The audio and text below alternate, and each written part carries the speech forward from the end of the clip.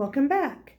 Today's book is Osborne Peek Inside Nighttime, illustrated by Simona Dimitri, written by Anna Milbourne. At night, when the moon is up and the stars are twinkling, all the streets are quiet. Is everybody fast asleep? This is a lift the flap book, so we're going to lift a few of the flaps. We won't lift. There's a baby crying. But the lights are on in this building. What is happening inside? This is the bakery cafe. They are baking bread for the morning. Mixing, kneading, shaping, baking. Bakers are busy at night. When it gets dark, the street lights flicker on.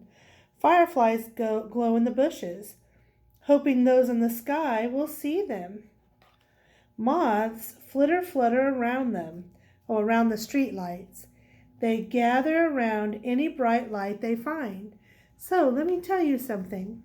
Where I grew up, we did not have fireflies. But where I live now, we do. And they're beautiful, and they're part of my favorite thing about summer. So you may not have fireflies where you live, or you may. Who's hanging upside down? Who do you think it is? It's the bats. Bats are nocturnal. Bats, they flit around snatching bugs from the sky. Most birds go to sleep at night, but owls are awake. Can you make an owl sound with me? Hoo, hoo, hoo, hoo. Their big eyes help them see in the dark. They swoop around, listening for rustling mice to catch. Who's hiding under the leaf? Let's see who it is. Oh, what is it? Mice! They scurry to find food at night, but hurry away from the owls. Mice are little, they're good at hiding. Foxes come out to explore at night.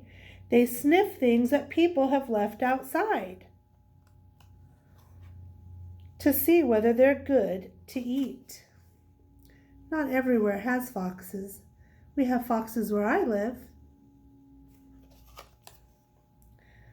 All is quiet in the long grass, but then comes along a croak, croak, ribbit, ribbit. The frogs are singing a croaky song. Croak! Others come to join them. You see the frogs?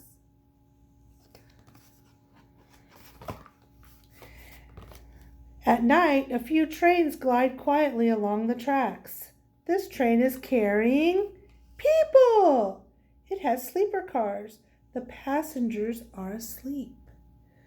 They sleep while the driver drives the train. What's in this car?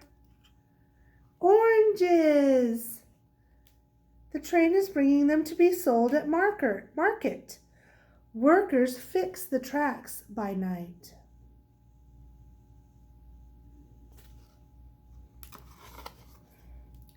Before the sun rises, this market is bustling. Store owners buy things to sell in their stores.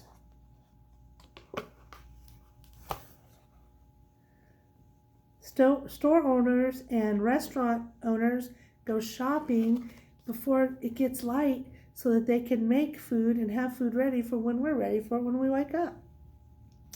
As the sun creeps into the sky, a delivery arrives at the busy breakfast cafe. What's being delivered? Oh, lettuce and tomato and figs. Yum. As the sun comes up and brightens the sky, the stars fade from sight. People wake up and the streets are full of noisy, busy daily life. Birds sing from treetops to welcome the day. Tweet, tweet, tweet, tweet. And the owl goes to sleep. Shh, sweet dreams, owl.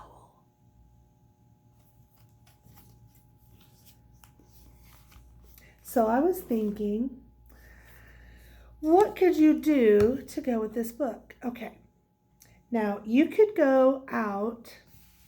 Maybe you have a porch. Maybe you have a stoop.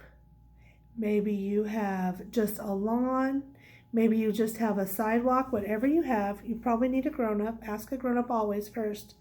You can go out at night and observe and listen. Use your 5 senses, mostly just 4. Probably not tasting.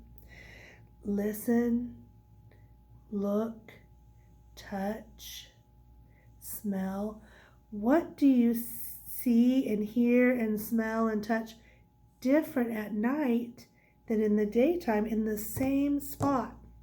It might be fun to observe in the daytime and write down what you observe or draw pictures, and then you could go at nighttime to the same spot and observe what is going on at nighttime, and you can compare them. Compare means you look at both and see how they are the same and how they are different. You could do that. You could learn something about a nocturnal animal. Nocturnal means it's out at night while we're sleeping. My class loves to study bats. We have some brown bats here, and they eat up to 1,000 insects a night. They help keep our insect population down.